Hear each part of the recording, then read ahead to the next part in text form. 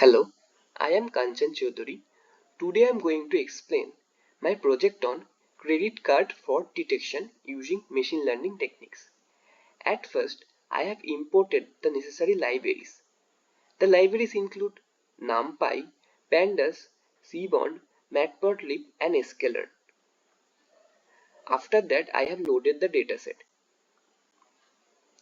The dataset has 2,84,807 rows and 31 different columns.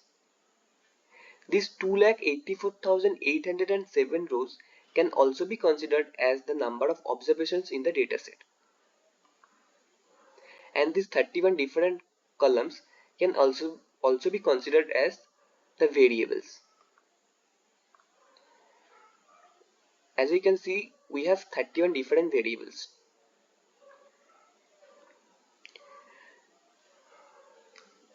And there is one variable called class variable.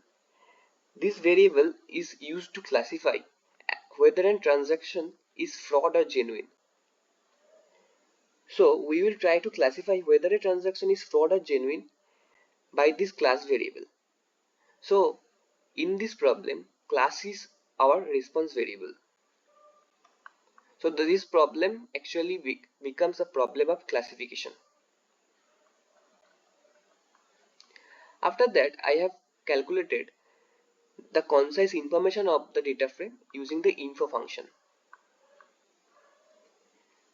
Then I have checked if there are any null values in the dataset. As you can see, there are no null values in the dataset. After that, I have tried to calculate the summary of the dataset using the describe function, and this is the concise summary of the dataset.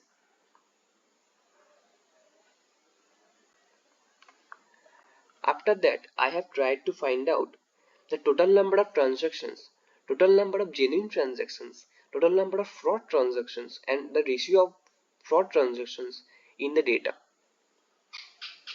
As you can see, the total number of transactions is 2,84,807, among which 2,84,315 transactions are genuine transactions and 492 transactions are fraud transactions. The ratio of fraud transaction is 0.173. This is the bar chart of fraud and genuine transactions. After that, I have plotted a pie chart to show the proportion of genuine and fraud transactions. We can see that the proportion of fraud transaction is quite small as compared to genuine transactions. After that, I have plotted a correlation chart between the class variable and the other variables. Then after, I have plotted a heat map of correlation between the variables. This is the heat map.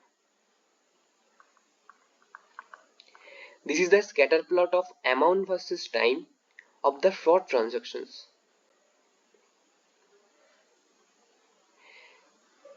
Then I have classified the transactions which are labeled as 1 as fraud transactions and the transactions which has class label 0 as genuine transactions. Then I have also described the fraud transactions and the genuine transactions. Now, as we can see that the number of genuine transactions is 2,84,315 and number of fraud transaction is 492, which is quite small. So the dataset is purely imbalanced. So we should have to make this dataset a balanced dataset in order to classify a new test observation and get a good classification rate.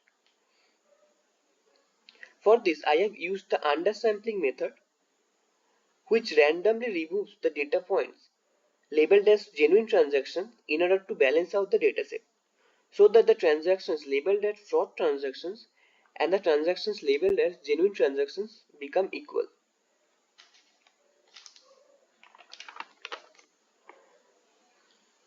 After undersampling, we have generated a new dataset which has 984 rows or observations and 31 different columns. This is the top 5 rows of the new dataset, and this new dataset has 492 observations which is class level 1 and 492 observations which is class level 0. And this is the bar chart of fraud versus genuine transactions of the new dataset, or say the balanced dataset. After that, I have plotted a histogram of all the variables of the balanced dataset. This is the heat map of all the variables of the new dataset.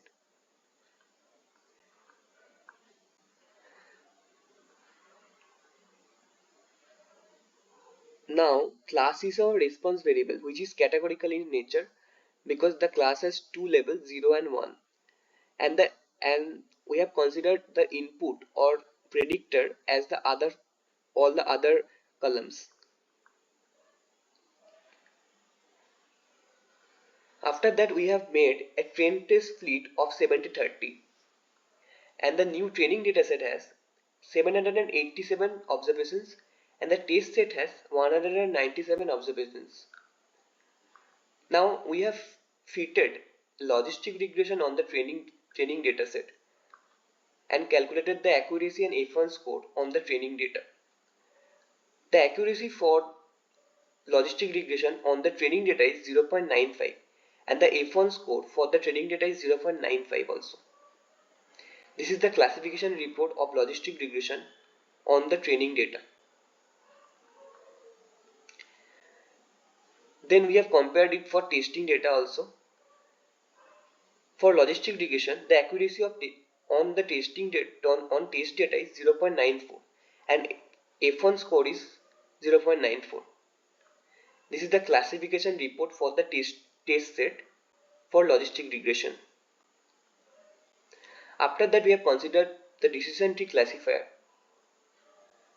We have again also fitted the decision tree classifier using the training set, and we have calculated the accuracy of decision tree classifier on the training data.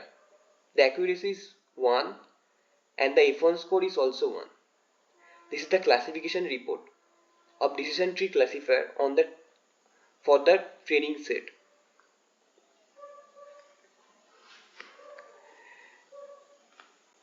The accuracy for the testing data is 0.89.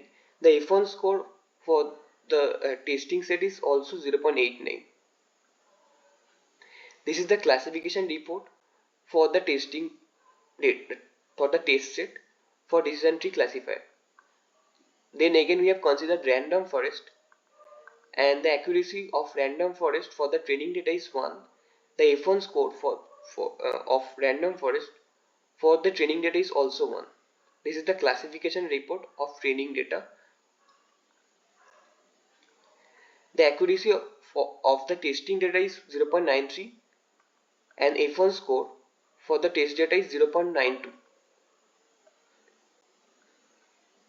This is the classification report for the testing data for a random forest classifier.